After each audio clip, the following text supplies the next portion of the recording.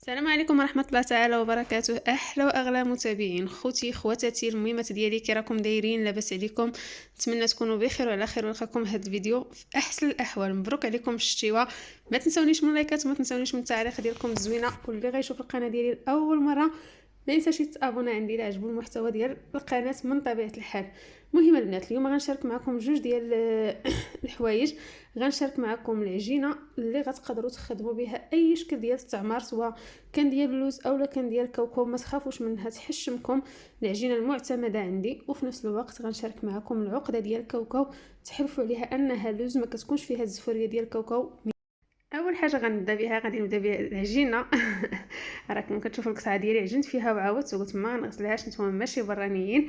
غادي نبدا بالعجينه ديال التعمار. هاد العجينه هذه البنات تقدروا تستعملوها في اي حاجه عندكم بغيتوا تعمروا، يعني الحلوه ديال الكاوكاو اولا ديال اللوز اللي بغيتوا تعمروه بها تقدروا تعمروه بها. هي المعتمده عندي، كتجي اكثر من رائعه. وشكرا للاستاذه مولوده.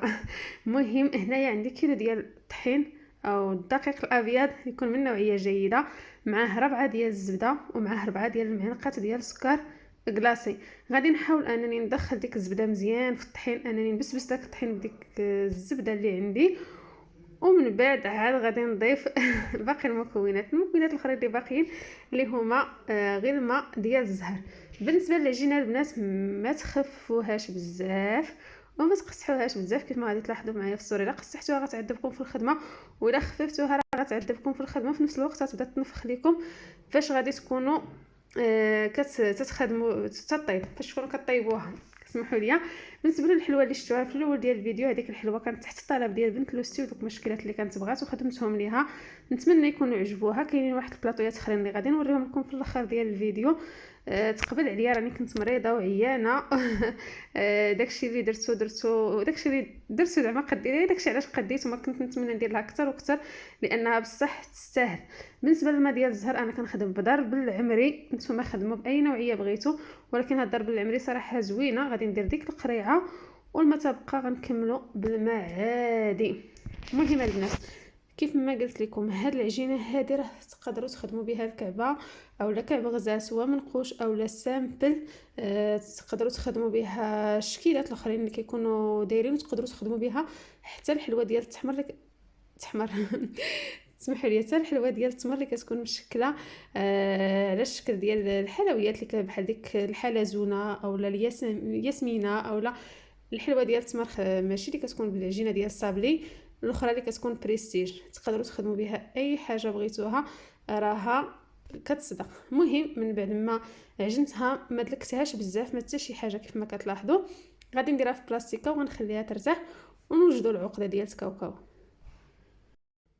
وبالنسبه للعقده ديال الكاوكاو البنات، عندي كاوكاو اللي خديته مفسوخ وجبته عندي للدار، وسلقته مع شويه ديال الحامض اولا الليمون اللي بغيتو على حسب المتوفر عندكم في البيت. تسلقوه تخليوه يطبخ، وحيدوا لي دوك الرغوه الكحله اللي كتكون طالعه، ومن بعد غسلوه وخليوه يبات ليله كامله كينشف حتى ينشف، ما يبقاش فيه داك الماء، باش ما تجيكمش العقده ديالكم ميها وتخسر لكم. من بعد طحنته مع نص كيلو ديال كل كيلو ديال الكاوكاو كنطحنوه معاه نص كيلو ديال السكر كلاصي. نفس المقادير اللي كنديروهم في العقده ديال اللوز هما اللي كنديرو هنايا في كاوكاو. من بعد المهم هنايا عندي 3 كيلو ديال الكاوكاو، غادي نخلط معاها ربعه ديال الزبده. كيف ما كتشوفوا غنحاول انني ندخل مع هذاك الزبده مزيان مزيان، وندلكها حتى تدخل كيف ما كتلاحظوا في الصوره. هي نتوما الزبده ما بقاش عندي كتبان هنايا. عاد غادي نبدا نسمو. هنايا عندي القرفه، غادي درت 3 المعالق كبار، كتبقى على حسب الذوق ديالكم نتوما. ما تكثروهاش اكثر من القياس باش ما تعطيكمش ديك المراره عاود ديال القرفه، وما تنقصوهاش. هنايا عندي المربى اولا الكونفيتير، كل واحد شنو كيقول لي، ديال المشماش، حتى هو كيعطي واحد التعليكه للعقده وكيخليها تجي معلكه وزوينه في المذاق. ما تديوش عليا البنات، والله راني مريضه وكنت شي شويه في الصوت، غير قبلوا عليا. هنا عندي النكهه ديال اللوز اختياريه، بغيتو ديروها ديروها، ما بغيتوش ديروها ما ديروهاش. انا صراحه في الاغلبيه ما كنتش كنديرها، اول مره غادي نديرها كتعجبني، تبقى النكهه ديال الكاوكاو ديال اللوز ديال اللوز. هادو هما المكونات اللي كنحتاج فقط. ومن بعد لعبوا بها كيف ما بغيتوا البنات، خدموا بها الكعبه، خدموا بها الورده، خدموا بها اي شكل عندكم الا بغيتوه ديال اللوز. تقدروا تخدموه بعقده كاوكاو وتحلفوا عليها انها ماشي ديال كاوكاو. هكا البنات بهذه الطريقه هذه راه كتجي العقده زوينه لا في المذاق ولا حتى في الخدمه ديالها، كتجي ساهله وما كتعذبكمش في الخدمه، وفي نفس الوقت اللوغو ديالها كيجي زوين، ما كتجيش مزفره بريحه كاوكاو. وكاوكاو في نفس الوقت ما كيطلقش لكم ديك الزيت فاش كتكونوا طحنتوه. ولا هانتوما كيف ما كتلاحظوا من بعد ما دخلت ليه القوام كامل ديك القرفه والزبده ما بقات حتى حاجه باينه، راه ما تفرقوش بينه وبين اللوز نهائيا، وكتبقى حتى العقده ديالو واقفه. هذا هو هذا جهدي عليكم. وهنا البنات غنشارك معكم بعض التشكيلات اللي صاوبتهم لي هدتهم مع هذا الفطور. قبلوا على التصوير ديالي، راني مع العيا والضغط ما قدرتش نصور لكم مزيان ونصور لكم بوضوح.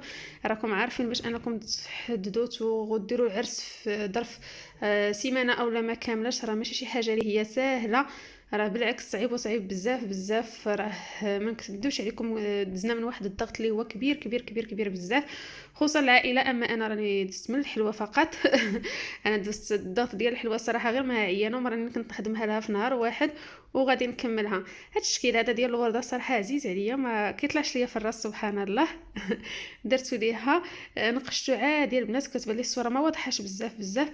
المهم اللي تكونوا كتنقشوا، اللي ننصحكم به المنقاش ديالكم يدوز في الطحين باش ما يلصقش لكم في العجينه، وفي نفس الوقت بقاو تنقشوا مايل. هذيك الوريده اللي درت ليها من الفوق، هذيك ماشي لاباط ديال الشكلاط او لاباط ديال السكر او عجينه السكر، هذيك لاباط عاديه غير العجينه، نفس العجينه اللي كنخدم بها خديتها ولونتها. هنا هذيك الكعبه منقوشه من الظهر هي اللي خدمتها من قبل. هادو هما الشكلات اللي كنت خدمت ليها، وخدمت ليها واحد الشكل اخر ديال الورده. المهم خدمت معاه شي 5 ولا 6 ديال الاشكال اللي خدمت، ما عرفتش واش نقلب التليفون لقيتهم باقيين مصورين، راه غنحطهم لكم في الاخر ديال الفيديو. نتمنى الشكيلات يعجبوكم، ونتمنى القناه ديالي تكون خفيفه على قلبكم، وتقبلوا على التصوير اللي كندير لكم مؤخرا، واخا كنغبر عليكم وما كنصورش دائما، ولكن والله العظيم الا راكم في البال وراكم عزازين وراني ولفتكم بزاف بزاف ولفت القناه ديالي. والله العظيم الا كيبقى فيا الحال لانني ما كنصورش وما كنحطش فيديوهات دائما، ولكن الظروف هي اللي ما كتكونش مساعده.